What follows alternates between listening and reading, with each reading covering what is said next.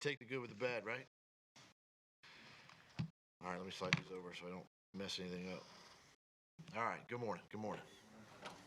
As you start the week, who do you know will not be available? Not be available. Yeah, I can give you a whole list of injuries, but who do you know is not going to be available on Sunday? Well, we know that possibly Avante Maddox would not be available still. He's still dealing with some soreness. Thing is, with Avante, just to be clear, it's a head and a neck injury, right?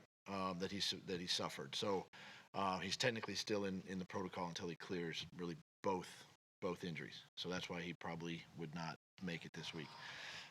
Would expect Darby to be out there, fully, obviously. Jalen came out of the game well. He'll be out there. Deshaun is still working and conditioning. Won't practice with the team, but he'll do his running and rehab like he's been doing. Nigel will ramp his rehab up this week. We'll see where he's at. I don't expect him necessarily to practice today. Timmy Jernigan, same thing. He's going to ramp his progression, but won't practice with the team necessarily. He'll be off to the side. Who else is on your list? Jason Peters. And Jason the same way. We'll work his conditioning and but won't practice today. How about Sean? You mentioned his ankle. Yeah, he's another one that won't practice. It's a little bit longer, probably week to week with him. So just the D tackles you signed up for practice squads. See a role for them Sunday? Yeah, I mean we're down to really one guy, with Fletcher. We had to make a couple moves there, so all part of the process. So I'd expect both those guys to play. With Deshaun's injury, Doug, with Deshaun's injury, is it going on a little longer than you thought? And No. If so, in retrospect, would have been better to put him on IR? No. I mean he's right where we expected him to be at this time. IR would have put him, I don't know, 8 weeks or so out, but he's right where he needs to be. He's getting close. With Avante, are there still concussion symptoms as far as the testing and all that stuff, or is it just The symptoms are fine. He's okay from that. It's the neck, and that's the concern and for us. And so we're making sure that he's still dealing with some soreness, obviously, and so we're still working with that range of motion, all of that before we put him back out there. Sproles is getting close too. He's going to work. He probably won't practice with the team. I know he won't practice with the team, but he'll do his conditioning, and all that off to the side. Sure, you saw the complaint in respect to what happened with Fletcher Cox. How are you handling that? The police are handling it. It's a personal issue, so I'm out of it. He was out. Coach, what sort of He was out from practice on Wednesday. It was labeled as an illness. Was it related? Unrelated to that, yeah. Coach, what sort of security measures does the team undertake when an incident like this happened to Fletcher Cox? So what are you doing to help protect him, considering what happened? Yeah, as far as the security issue, we look into it, and obviously the police get involved, and really, from that standpoint, I can't do anything other than hear the results of the investigation and what comes out of that. Obviously, we do our best to protect our players, here on premise, but obviously they have personal lives, and we all have personal lives, and things are going to come up, and so we do the best we can to educate our players and try to protect them the best we can. Will the team ramp up security off of the facility here? That's something we'll look into. Obviously, after we get the report back from the police. What kind of signals are you getting from the team so far this week? Really good, really good. This team is mad. They're upset and they're disappointed in how we've lost these last two games. They're embarrassed, obviously, from the other day, and so they're. Which is good. I mean, it's not good that you lose, but it's good the fact that they're taking ownership of it, and they're in a good spot. And again, like I've said, this is a resilient group. They're going to bounce back and respond positively. What specific signs have you seen from them so far? You said they're mad. I just think just how they're talking, one of them, they want to get back out on the practice field. They want to correct the mistakes. They want to push forward. They want to get to the next game. I mean, all those things are just signs of a team that's wanting to get better, and that's what I've seen. Doug, as far as messaging, from your perspective this week, did anything change to encourage them to take ownership of it?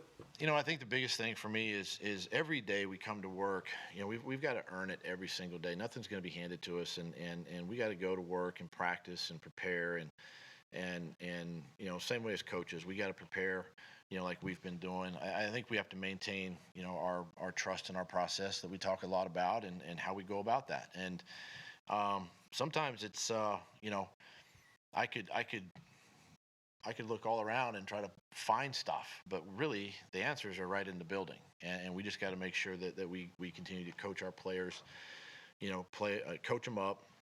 They understand the game plan, and that we have to go earn it every single day. I understand that Steve Jones was active on Sunday, but was him not playing any snaps in any way similar to what you did with Nelson Aguilar a few years ago when he didn't play or he didn't even dress, to have him kind of step back and watch the game and approach it differently?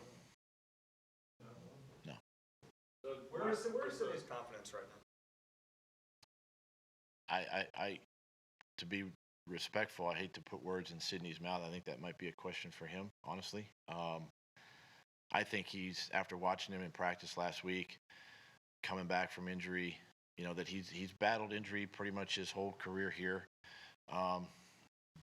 My observation of him, and this is just mine, is that he's in a good place, and he's ready to get back out there and perform. Is he your slot cornerback this week? We'll work through that this week. Yes, we got a few options, but we'll work through that. Yeah. Doug, the trade deadline is less than a week away. I know you don't have direct input into personnel decisions, but have you and Howie had any conversations about, about situations and whether to add players? Yes. Any position? No.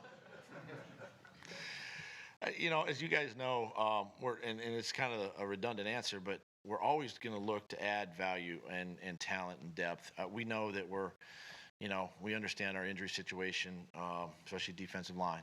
So if we just start there, let's say, and look and see what's available, see what we can do. But we're gonna do what's best for the Philadelphia Eagles, as you know, and I think that's where we start. But to answer the question, yes, Howie and I have had conversation. How does that collaboration kind of work? At times, do you go to Howie and say, look, He usually walks to my office, or I usually walk to his, No, but I and mean, we you kind go sometimes and the say, phone.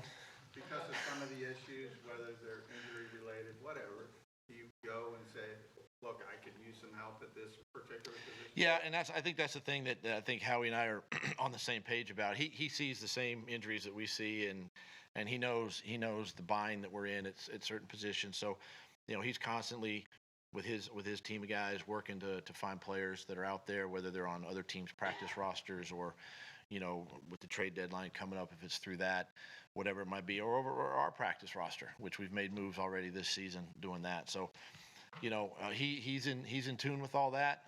We're in direct communication a lot, especially these past few days, and trying to get the best players in here that we can. It seems after each game, it seems after each game in the post-game press conferences, you're mostly happy with how Carson's played. What role do you think he has in kind of where the team and the offense is right now? I am pleased, where Carson's at. But at the same time, I would tell you that there's some room for improvement too. And he would tell you the same. He would tell you the same thing.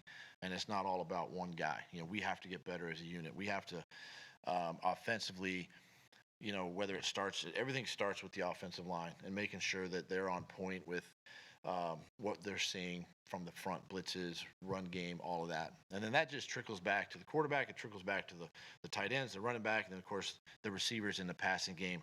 And there are some things that come up in games that are unscouted looks, meaning the defense has put something in new, which we expect a defense to do that from time to time. That disrupts the offense a little bit until we can make an adjustment. But I might have said this, I don't know, last week or the week before, but we're really close. I mean, we're just a block or two away, or Miles just the youth of a running back just hitting the hole in the right spot, and stuff like that. There's just those types of things we're still working through with him and some of the younger players. I thought Andre played well last week, but getting all those pieces to gel.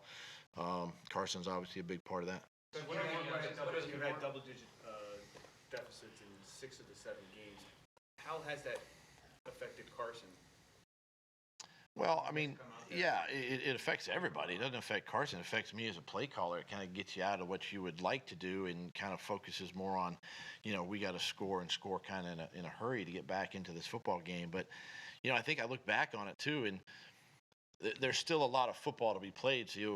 So in some regards, you can kind of stick with your game plan and just try to work yourself back into the game that way. But it disrupts everybody, and that's something that we got to stop, and we got to stop it, in a hurry. What are the points of emphasis with Carson to get from kind of right there to there? What he's been doing great is, number one, the ball is being distributed to more guys, and that's a positive. We've opened up a little more of the offense that way, and I think the addition of Jordan Howard and the some of the runs we've had with him, has helped Carson in the passing game, and just his overall just understanding of our offense, knowing where everybody's going to be. Is also helping, and we just got to continue to do more of that. We got to cultivate more of that as an offense and just build off of that. Biggest thing is just we got to protect the football and stay on the field and execute. And you look at the game the other day. If Dallas doesn't fumble there, we're either 3rd and 1, 3rd and 2 with a chance to stay on the field, first down. And I mean, we just got to protect the football. Thanks, guys. Thank you.